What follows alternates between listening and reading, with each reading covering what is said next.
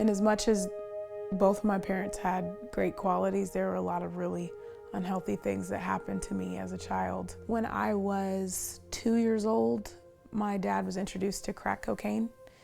And so he began abusing crack cocaine, and at the same time, he was also physically abusing my mom. My dad and I had gotten into a really bad argument when I was 14. There was a guy that was living next to my dad at that point and said that me and my best friend could come live with him. He was 19 or 20 at the time, and we were both 14. We were there for about 2 weeks. I remember walking into the apartment and looking at, there's 3 girls sitting there that were all our age that had already been out on the streets. And it scared me, and so we, made our way out of that place. So I'm bouncing from one guy's house to another, and it was all adult men allowing us to live with them in return for sexual favors. It was survival sex at that point. The last guy that I ended up living with told me that I can either sell drugs or you can sell yourself. And that day they took us to where you can purchase girls. It was horrible.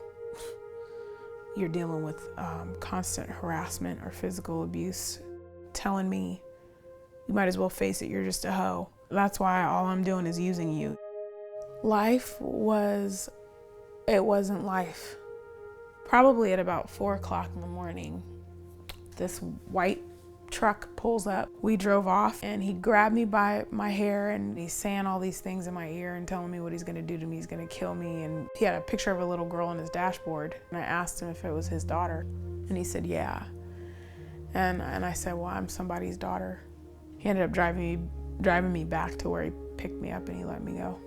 A lot of girls, their story ends in that car. It was like, I hate this, I don't wanna live like this anymore. And I wanted to have a normal life, even though I had, pimps and other girls around me saying, how are you gonna make money and all this stuff. And it was a motivation for me to go show them that I was gonna do it anyway, even if they didn't think that I could. I didn't feel like I had anywhere I could go where people actually understood. The first session I had with my therapist, she said, a year from today, your life will be different. Once I was connected with the healing community and the therapeutic community, it got better because I had people that could actually put labels on what I was experiencing. People who are trafficking children and women in our community should not be any less at risk of criminal penalty than some guy who's selling drugs. The CASE Act is an answer to my prayers, and it's been a long time coming for girls like me and women like me.